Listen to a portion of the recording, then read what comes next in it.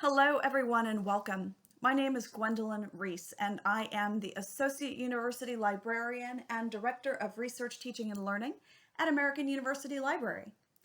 And this is an online workshop about the foundations of library research. Now, initially, I was going to be giving this workshop in person. However, since we are all practicing social distancing as a result of the coronavirus pandemic, I have decided to record this workshop and make it available both to my class that I was going to be giving it to, and also to really anyone who would like to have a conceptual understanding about the foundations of library research.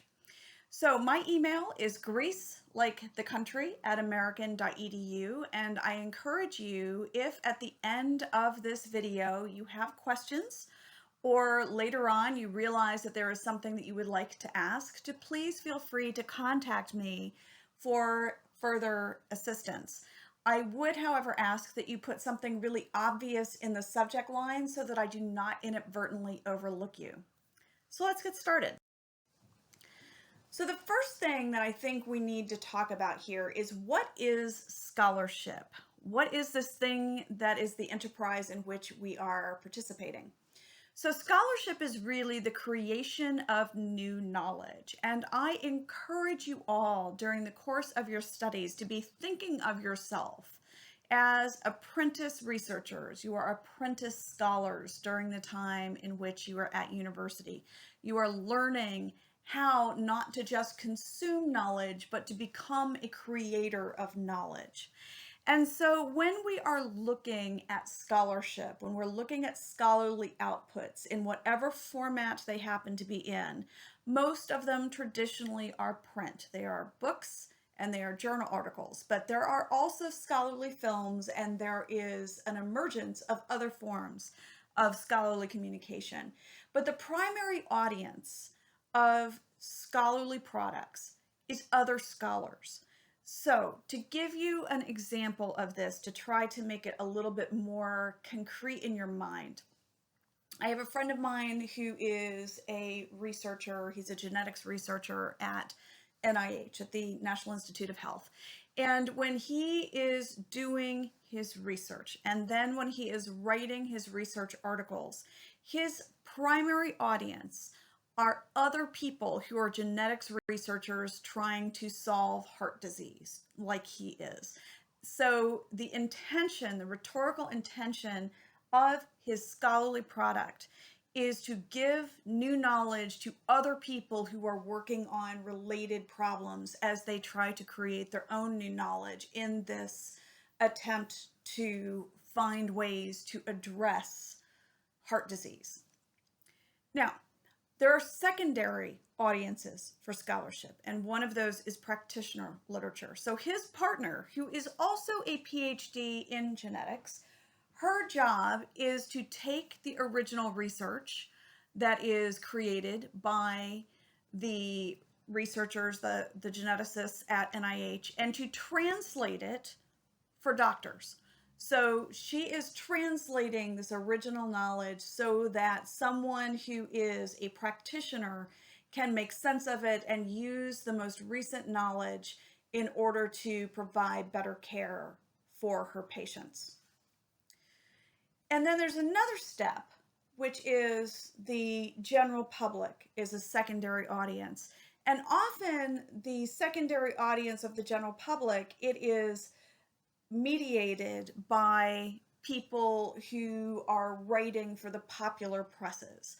So the research that, say, my friend does at NIH may then find its way into the hands of a health journalist who is then going to write a piece that might be published for an intelligent but non-specialist audience, so that we can have an understanding of what the latest research around the genetics of health disease is and what it means.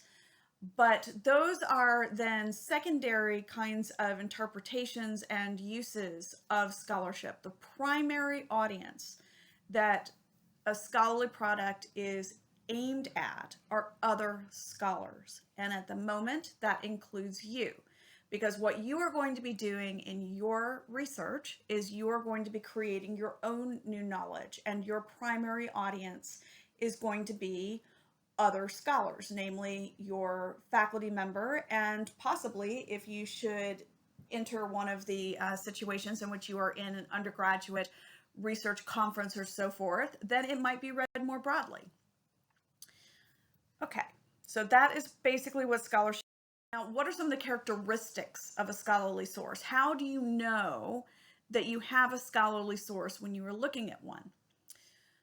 So all of scholarship really are a set of conversations that are happening where you have scholars, and I used my friend who's working on the genetics of heart disease, and he's really working on something more specific than that. He is in a conversation with other people looking at that particular problem. We have other researchers, such as I am participating. I'm a scholar who participates in research around contemporary pagan studies. So I am talking to other authors, other scholars who are trying to understand from a scholarly perspective contemporary paganism. And more broadly, I am talking to religious studies scholars and sometimes ethics scholars. So there are a number of different conversations that are happening. And the way in which these conversations occur is through citations.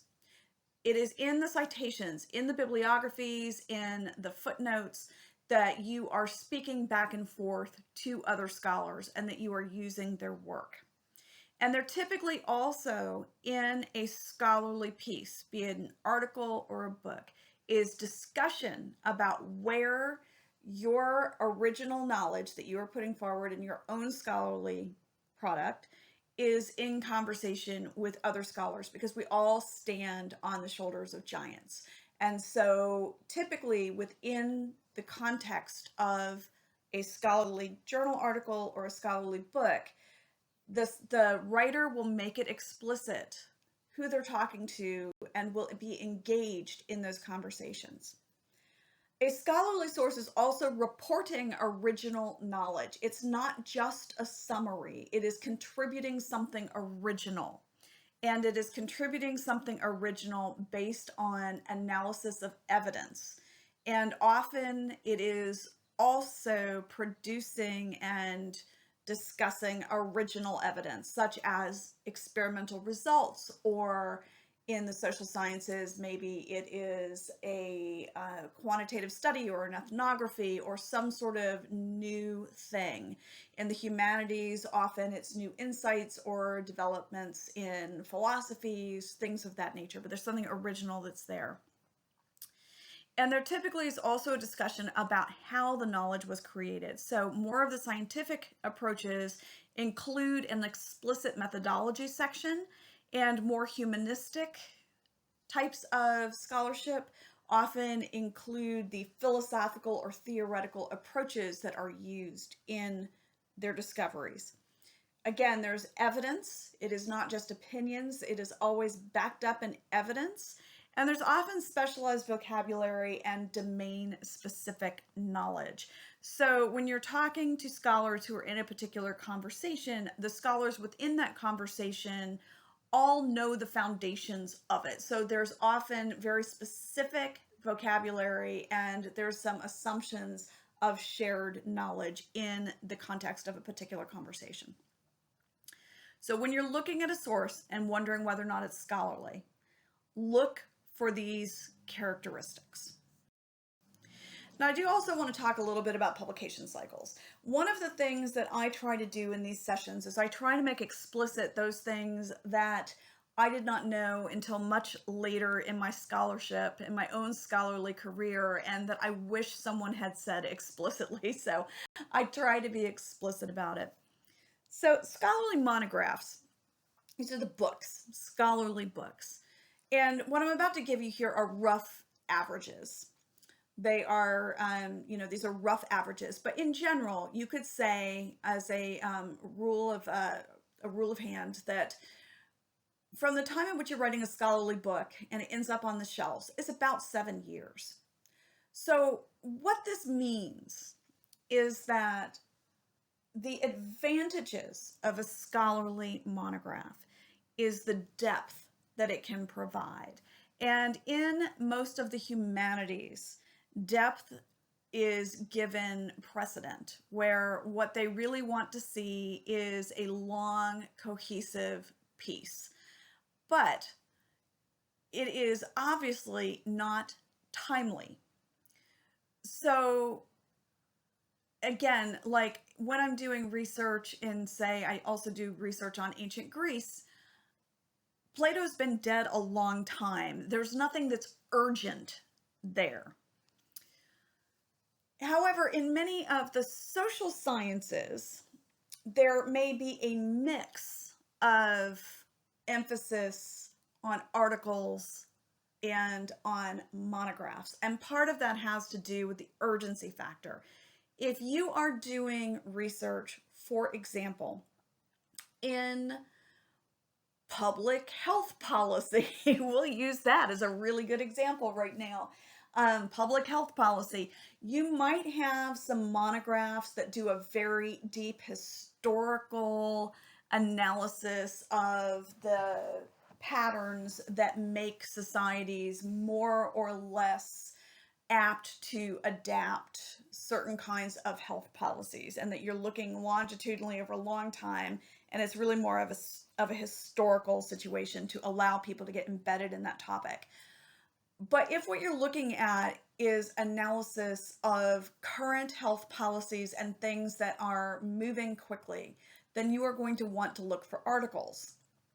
Because if what you're trying to do is to directly influence policy, then you can't wait those 7 years typically. But even so, the journal articles, depending on the discipline, it still is around 3 years a lot of times. Now, some of them are really kind of pushing the edge on trying to speed that process up. And you see this especially, frankly, in the health sciences. And I believe that that is because the health sciences are so directly relevant to trying to save lives. So in the social sciences, you tend to have kind of a mix in which you might have an emphasis on journal articles, but there are still sometimes some of the disciplines have an emphasis on monographs, because what they're really looking at more is contextual information, deep contextual information that is not as time, it's not as, the relevance of the time is not as important. It's not as urgent. The sciences, the natural sciences and the biomedical sciences are almost entirely in journal articles. And you really only see monographs in most of those areas that are scholarly when they are textbooks, or on occasion kind of a history of science situation, or popular press interpretations in order to try to influence something like policy. But almost all of the original research is done in monographs. So that kind of can help you get a sense of how this works. Now, the reason I also want to pay a bit of attention to this has to do with where do you go for what kind of information. If you were looking at you're needing to do analysis of, say, something in the Obama administration, chances are you're going to be looking still more in journal articles. We are only now getting some of the good, scholarly books on the Obama administration are really just coming out now. And you're not going to find them yet on something like the Trump administration, not for a while. So the other thing is, where do you go to find information that is so current that there's no way it has come out in the scholarly press yet? And that is where you're often looking at popular resources, especially news, frankly. So like if you are doing something on the coronavirus right now, you are going to be looking at a lot of news resources. You're going to be looking at scientific blogs in which scientists are sharing back and forth with each other, but they're not yet able to go through an entire lengthy peer review process. In fact, most of them are saying, we will write articles when we are through this. Right now, what we're trying to do is just get a vaccine and get an understanding of how things are going, and, create various kinds of mitigations. So, when you're looking for something that is really current, then you're going to be looking at popular press as primary materials, meaning that you then as a scholar are going to be analyzing those primary materials. So using this as an example, maybe what you're looking at are responses to pandemics, since we're just in the midst of this. And what you can do is build a scholarly framework or a scholarly lens looking at historical pandemics, looking at other sorts of things, but then you're going to be pulling on primary resources for what is most current that would not yet have had an opportunity to be written about. Now, the other reason it's important to think about these publication cycles is that the way in which almost all scholars actually work, and this goes back to that earlier slide on scholarly conversations, is that they are talking back and forth to each other across citations.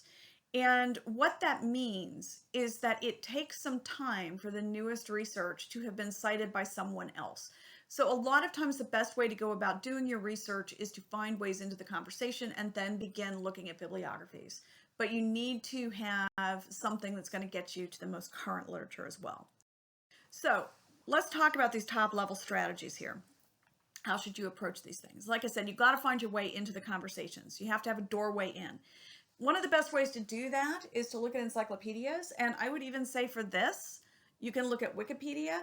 Now, the purpose of looking at encyclopedias is it's not that the encyclopedias themselves are usually considered scholarly knowledge. It's that they are giving you background, summary, they're giving you some vocabulary that may be useful, but they're also giving you bibliographies as a starting point.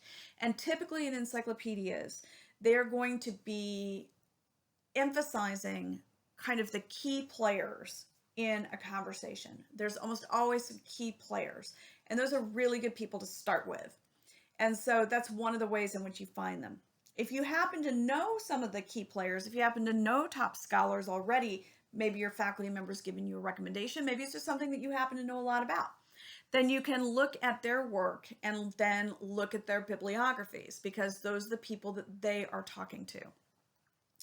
You can also use databases to find things on your topic, and then when you find a few things that are really very specifically on what you're wanting to talk about or that are relevant in some way, then you look at their bibliographies, or you can use citation funnels, which I'm going to show you how to do that.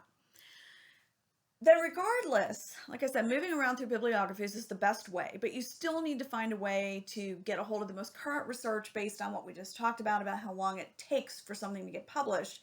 It means that anything after that is not going to yet have had a chance to show up in somebody's bibliography. So again, for that, you need to use databases. And I would recommend, if you are doing a search to find the most recent thing, go ahead and use date limits to get those most recent 5 or so years that will not yet have had a chance maybe to end up in other people's bibliographies. All right, let's do a quick search tech review. Your Boolean operators. So as I think you all are very well aware, but I will just reiterate just in case. Computers really at this point do not understand natural language. Now that really is what Google I think is going for. They're trying to get a computer to fully understand human language, to break the code of human language. But right now we're not yet there. So what you're looking for are particular words. A computer's just looking for words, looking for letters in an order. And then there are particular words that are really more, they're function words. So and or not are your Boolean operators. When you use and, you get the intersection between two different topics. So for example, if I am doing a research paper, I'm going to take as my topic environmental justice and climate change. I want it to specifically be both about climate change and about environmental justice. And it's only when we get that intersection that I want to see those articles. Or gets related words if you want either one. So climate change or global warming, because we used to call climate change global warming. So then my search would be climate change or global warming and environmental justice. Now, not is one of the ones that you don't need it until you need it. And when you do need it, you really need it. So my favorite example that I now have, it's probably a year and a half old or so, is when I was helping some students who were looking for information on piracy, and by which they meant high seas piracy. If you just do a search on piracy and you do not say not intellectual property, not copyright, you're going to be flooded with things that are about people illegally downloading music. So that would be an example of when you would use not to exclude all of those things so that you can get to what it is that you're actually looking for. So one of the tips here is whenever you're doing a search, look to see what came up and why, and see whether or not you need to alter your search based on what you're experiencing. Now, phrase searching, those are in quotation marks, and that makes the words be looked up in order. Truncation, and I put here truncat with an asterisk. This is also known as a wild card. That would get truncate, truncates, truncation. It gets alternate endings. So those are basically some tech review. Those work in pretty much any database. Every now and then the wildcard character will not be an asterisk, it'll be something else. But usually I just try an asterisk and see. All right, so when you go to do your search, I would recommend looking for something that's either going to be called advanced search or multi-field search. This is from the front of our main library search engine. And you can see here we have made the default facet for this time available online since we are in this time of social distancing, and that way you're not having to look through a bunch of things that are not available to you online. But you can see over on the right, there is an example where it says advanced search. Sometimes, like I said, all databases basically work the same, more or less, under the hood, if you will, but they can look a little different. So in this case, this is a different database, but if you go up here and you're looking for something, there's something called a multi-field search. And this one happens to be PsycInfo, which is the major psychology database. But what you're looking for here is, and a lot of them have this as the default screen, I would recommend getting one of the ones that has these different boxes, and then see there's a drop-down box for those Boolean operators, and that's just helping you out. So this is from and here we have a very busy screen that shows you what happens when you click on that advanced search for the main library search engine. And as you can see here, we are keeping it at the moment on available online. There's other different facets there, depending on what you wanted. And you can see on the left, there is the drop-down box. And the trick to these, there is a trick to these. Use that drop-down for and not, but don't use it for or. Type whatever you have with or in a single line, and then use the drop-down for and not. And so you want to have climate change as a phrase in quotation marks, or global warming as a phrase in quotation marks. Then we use the drop down for and, environmental justice in quotation marks. And you can see here on the right, there are also other ways to limit right off the bat. So if, for instance, you were wanting to see things in a particular language that was not English, or you were only wanting to see things in English, you could do that. That's usually not necessary unless you're looking for non-English language material. But fairly importantly, though, sometimes you may want to go ahead and limit by date, as I had mentioned, using databases to find the most recent. And that way you're not looking through older material if all you're really trying to do is find the most recent scholarship on a topic.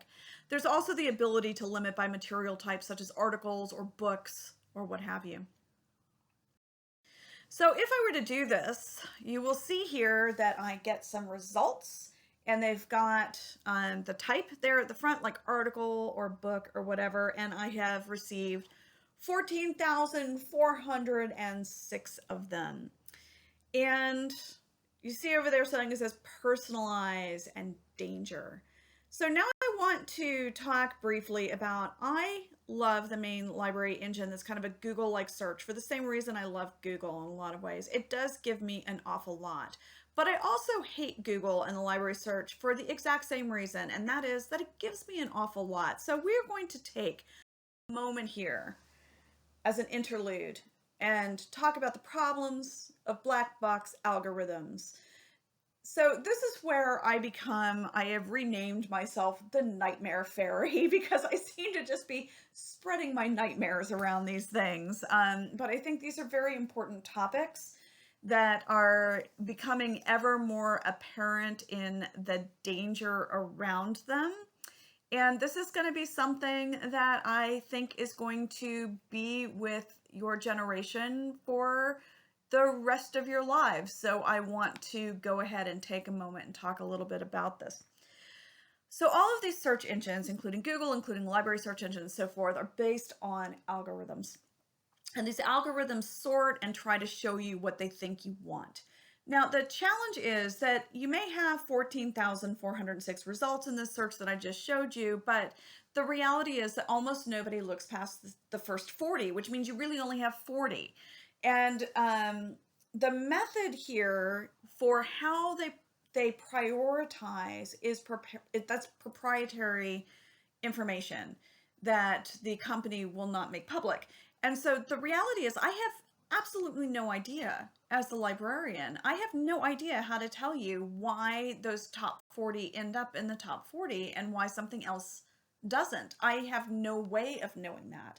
And I have no way of knowing why Google shows you certain things and not others. So I have concern about this, and I had that danger circled around personalization in knowledge seeking. So Google, by the way, is pretty much always personalized.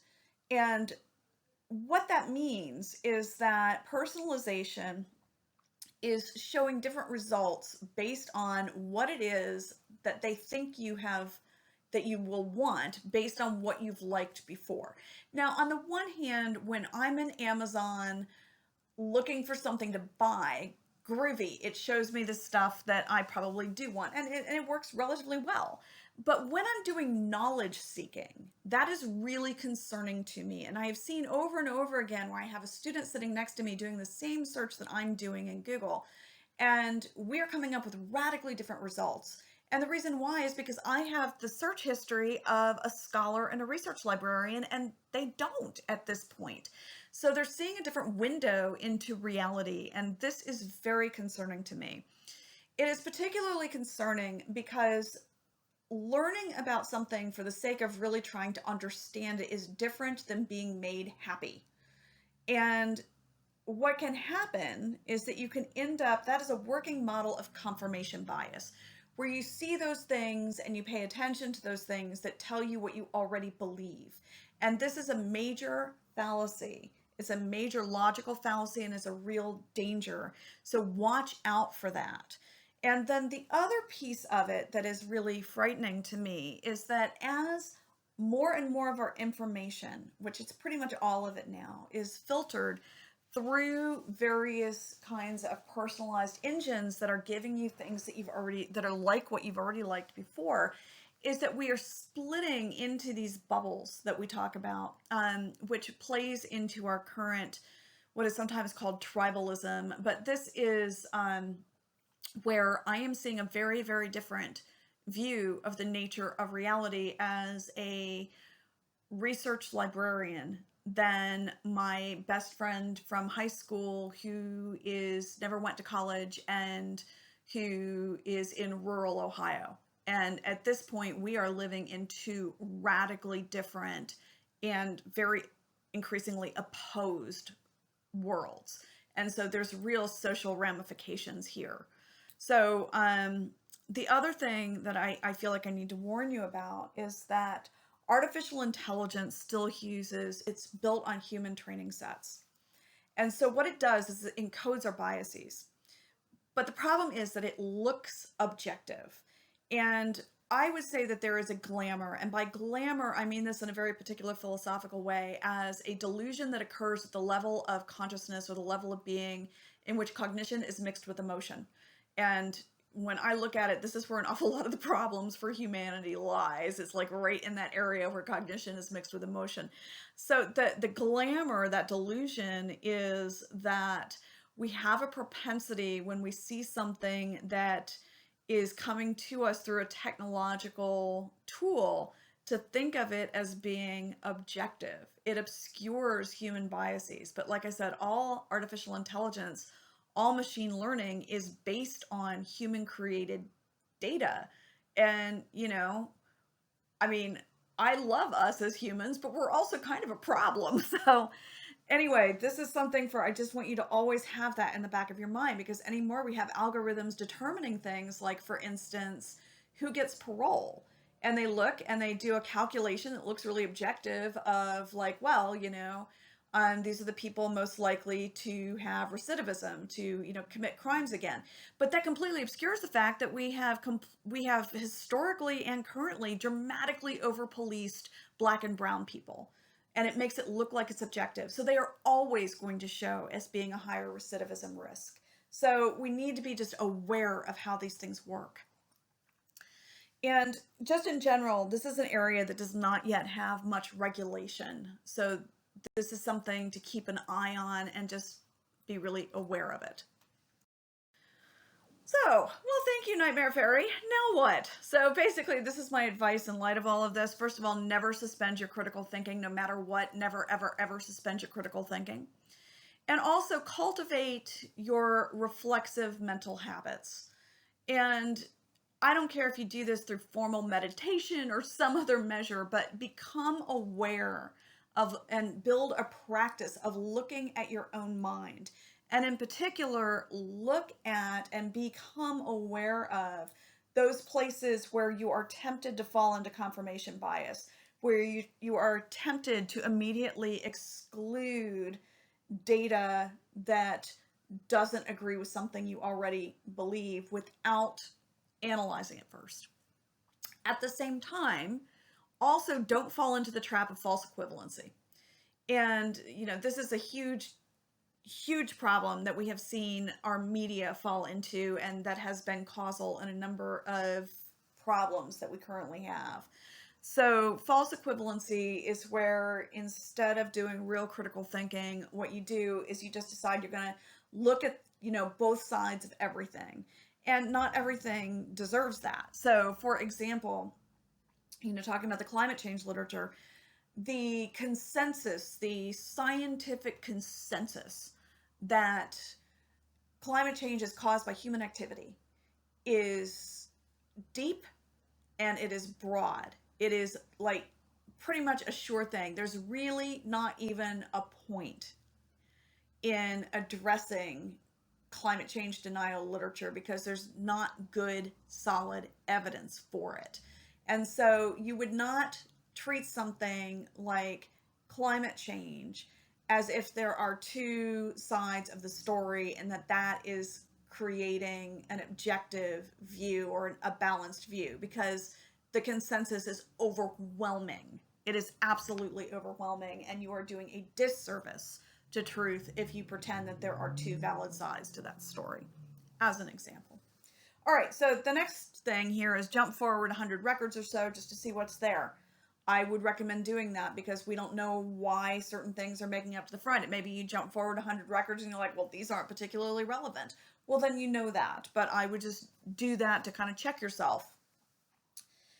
Use the method of moving through those citation chains, which we're going to spend a little bit more time on, and become aware of and involved with ethical issues around machine learning, artificial intelligence, and data science. Like I said, this is one of those key areas that I expect to be incredibly important for your generation for the rest of your lives.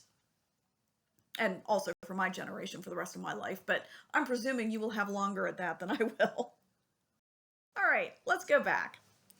So here we have our results, and I want to point out that you can narrow down by facets over there, and here's this thing that says peer-reviewed journals. So maybe if you're looking for journal material, you want to limit to that, and it's advisable.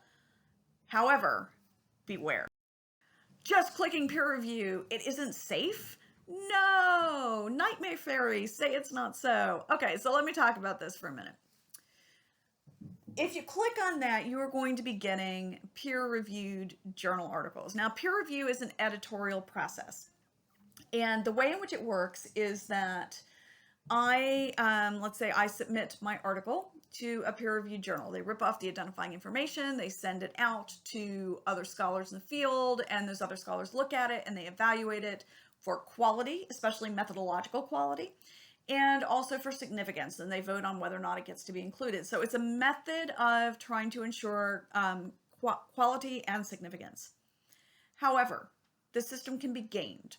And what I mean by that is that I was given a very unfortunate or unhappy wake-up call about a year ago now, where I had a student come to me and they said, my professor told me that I had to come talk to you because I was supposed to use scholarly sources, and I clicked on peer review and here it is.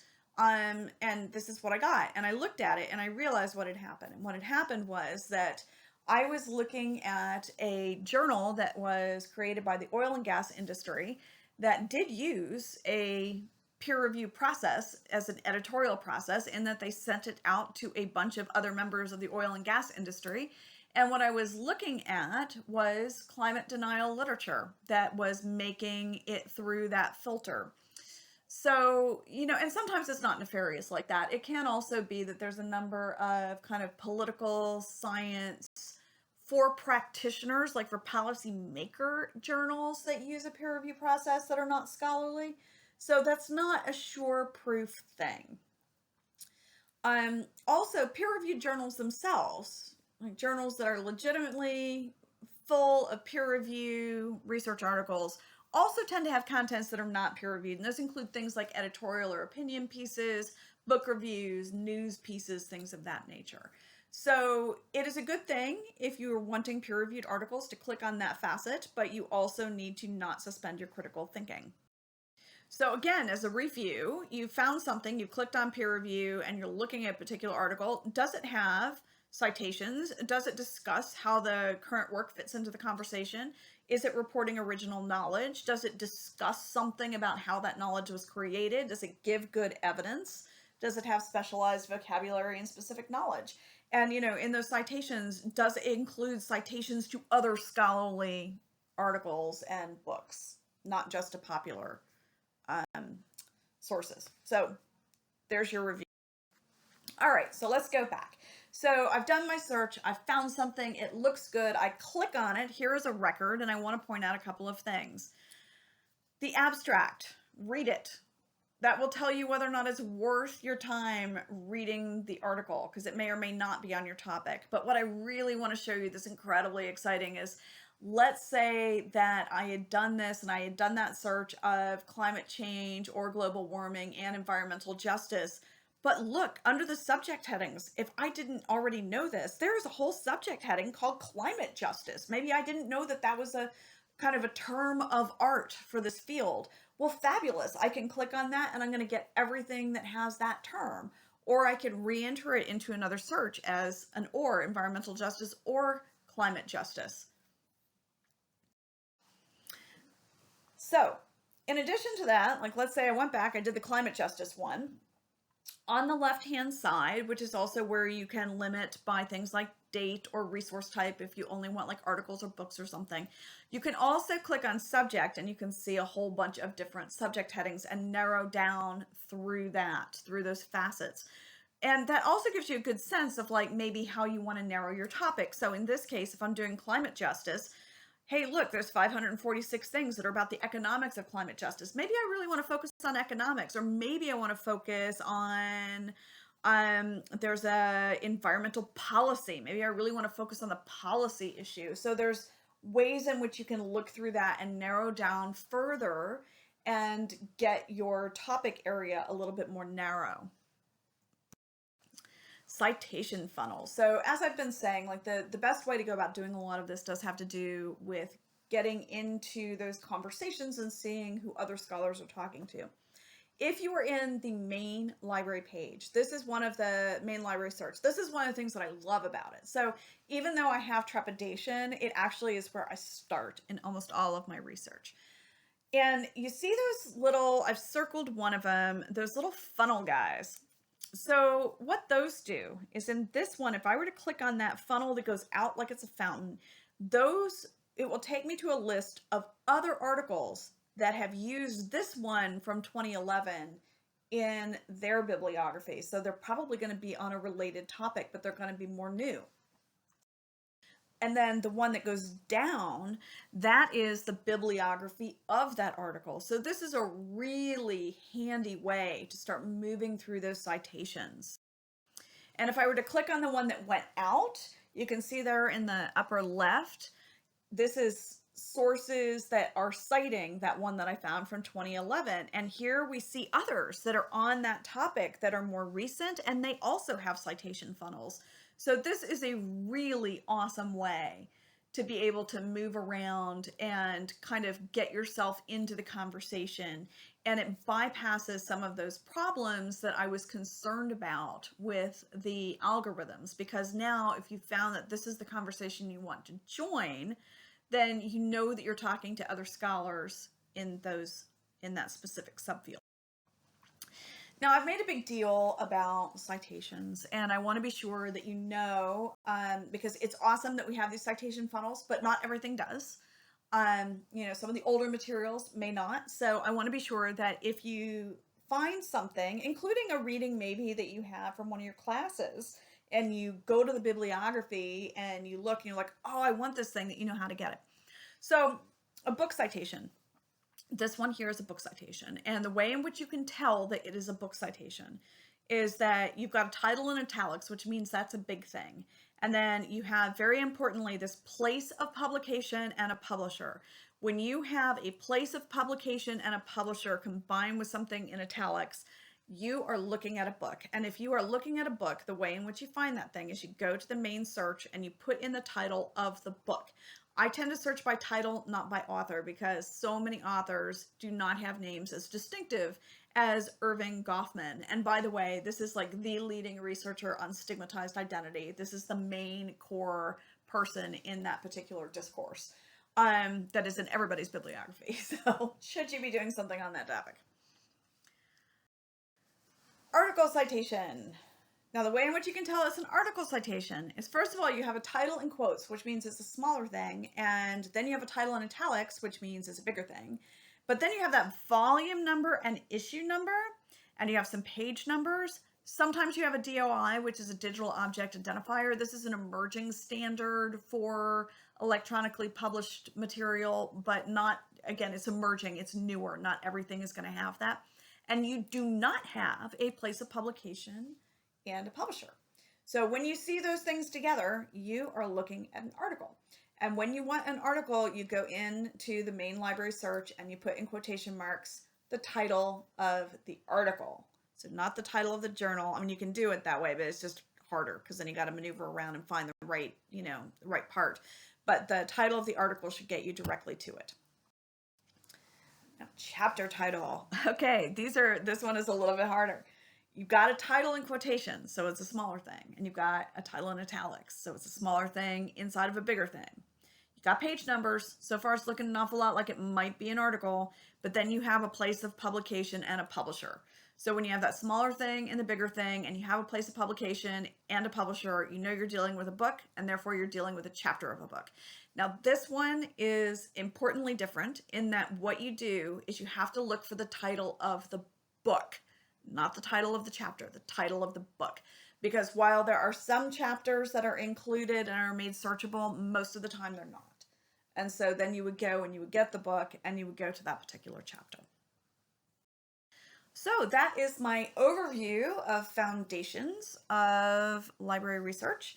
And if, like I said, you get to a point where you either after this right now, you're thinking something didn't make sense, or you are beginning to do work on your own projects and you want to consult with me, please feel free to email me at greece@american.edu. And I look forward to hearing from you, and I wish you the best of all possible luck in your semester. Thank you.